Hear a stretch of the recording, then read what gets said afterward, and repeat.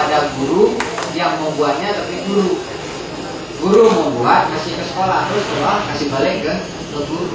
Sehingga kalau ada guru matematika sebanyak 6 orang, 6-6-nya silabusnya sama, tak berbeda. Jadi silabus dibuat oleh guru, kasih ke sekolah, itu menjadi dokumentasi sekolah, itulah yang menjadi lampiran dalam produk KTSP. Terus kalau ada guru yang baru datang, nggak perlu lagi buat, tinggal masuk. Kan begitu. Nah, itu siapa yang buat? Guru secara kelompok mata pelajaran. Jadi kalau guru kelas, ngumpul sama-sama guru kelas. Guru mata pelajaran ngumpul sama-sama guru mata pelajaran, buat silabus bersama-sama. Sehingga ketika diberikan tidak menjadi komplain setelah itu. Nah, ini bentuk bahan ajar keluar kira-kira.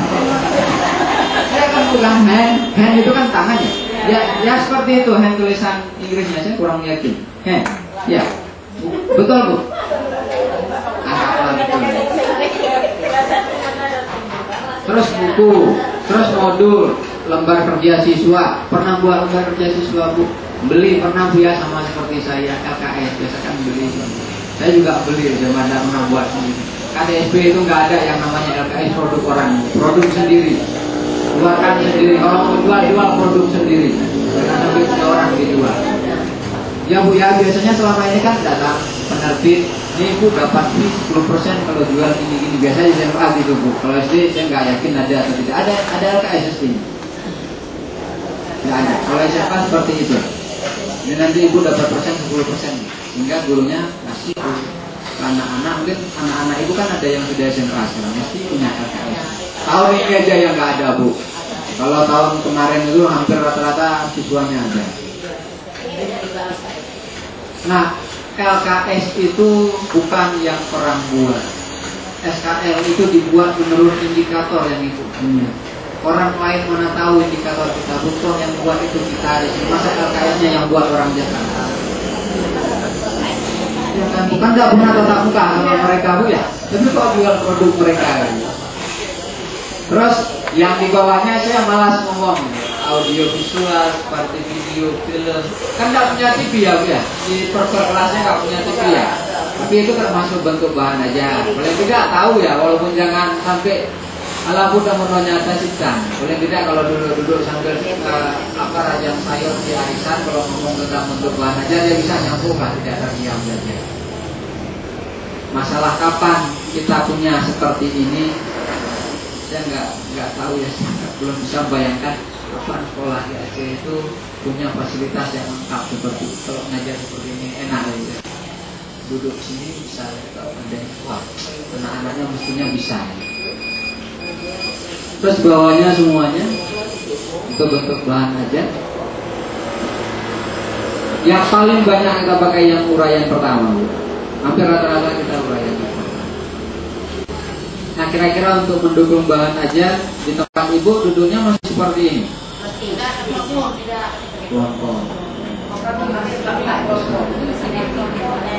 Jadi lebih bagus suasananya itu tidak lagi sistem konvensional, sehingga ruang gerak guru itu bisa berjalan dan memantau. Jadi kalau nanti kita tunjukkan beberapa gambar gitu, nggak apa-apa. Bagaimana posisi duduk? Mungkin kalau nggak hari ini waktu kita telah hasil labus.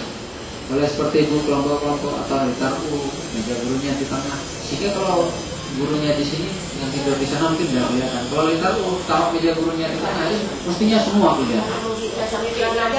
Ya? 60 ya Bu ya? Gimana Bu ya? Saya juga bingung.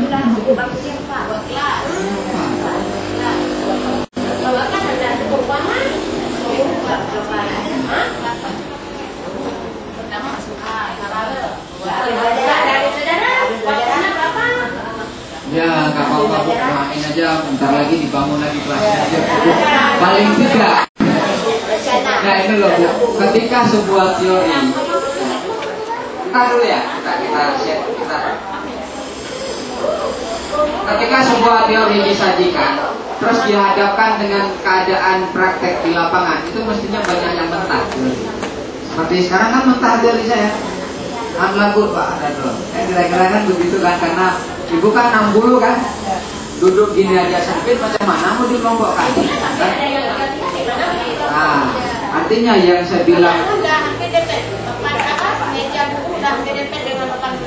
iya, makanya yang saya bilang tadi, nah ada lagu, nah, kira-kira kan begitu ya. Kira-kira kan begitu Bu. Nah bagaimana kita mengakali keadaan yang memang memprihatinkan tadi, kalau tidak bisa dalam posisi duduk, mungkin dalam sajian kita terhadap materi, dalam penguasaan kelas kita, sehingga keadaan yang seperti itu bisa dimengangkat. Kecuali satu kelas 2 guru baru pas. Ya. Nah, yang satu yang normal, satu ngajar, nanti buka. Yang pas kita praktek nanti hari terakhirnya di sekolah itu yang 60. Nah, ini tidak ada terima batas kemarin. Hah? Kemarin saya terima batas 45. Oh ini nggak ada lagi Bu? Ini nggak ada. Anak kelas 4, anak kelas 3, anak kelas 2. Yang masih 60 itu maunya yang di tempat itu kita praktek besoknya itu.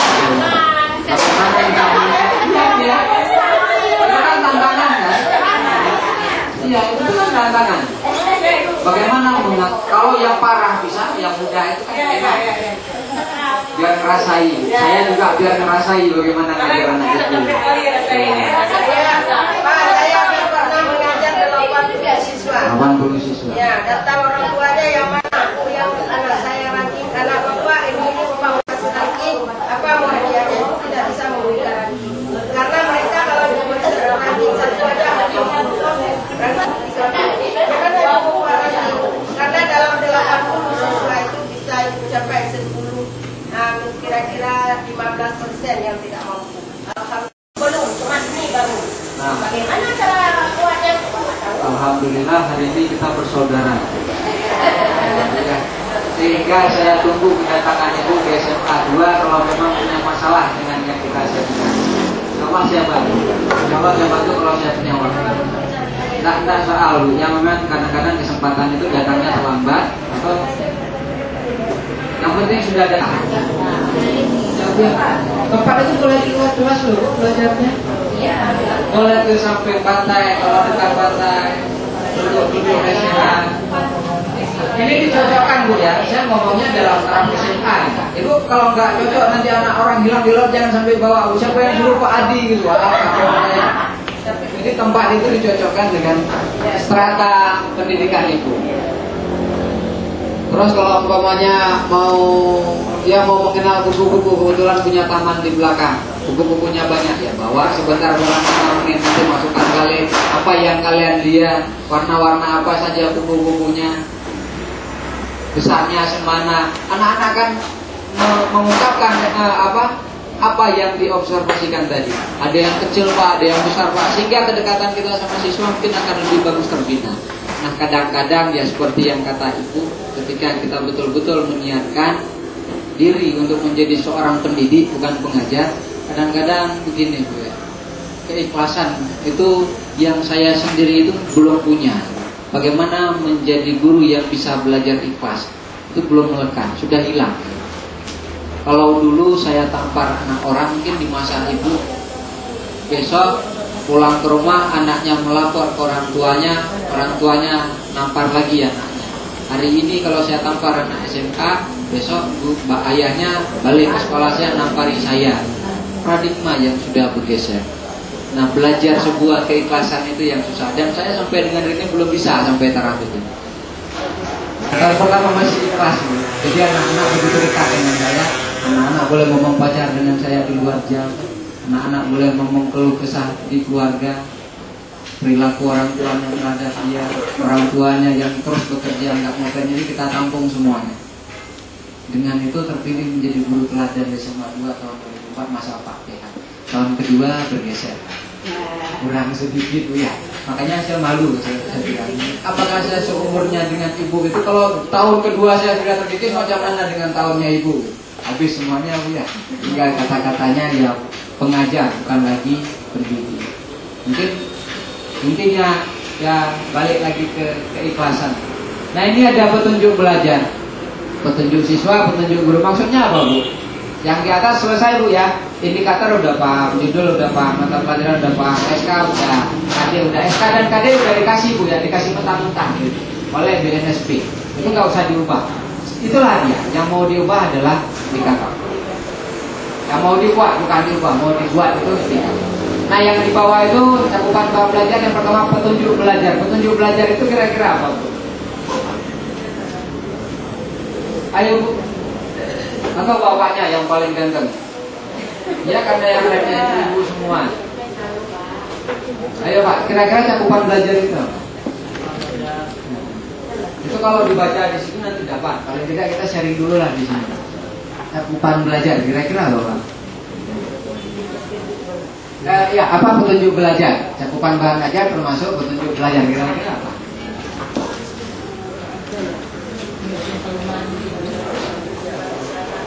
Cara-cara memberikan, cara-cara apa umpamanya kita praktek tentang penggunaan alat. Paling tidak kita kata ibu ya saya sambung ya. Bagaimana memakai alat ini? Yang pertama alat ini tidak rusak. Ya kira-kira begitu yang ingin ibu bisa sampaikan. Terus kira-kira kalau pakai alat ini tidak merugikan tubuhnya sendiri, artinya keselamatan diri pribadi itu apa? Kalau memang pakai alat, kalau itu dari segi tinjauan alat. Terus ada lagi yang namanya begini. Apa yang harus dicapai setelah belajar itu harus dikasih tahu. Apa yang akan kita capai itu harus kita kasih tahu. Ini kan ada yang namanya KD, ada yang namanya indikator. Pernahkah ibu sebelum mengajar memberitahukan kepada siswa setelah berakhirnya pembelajaran kita, harapan ibu kalian harus mampu menguasai ini. Ini itu pernah dikasih tahu?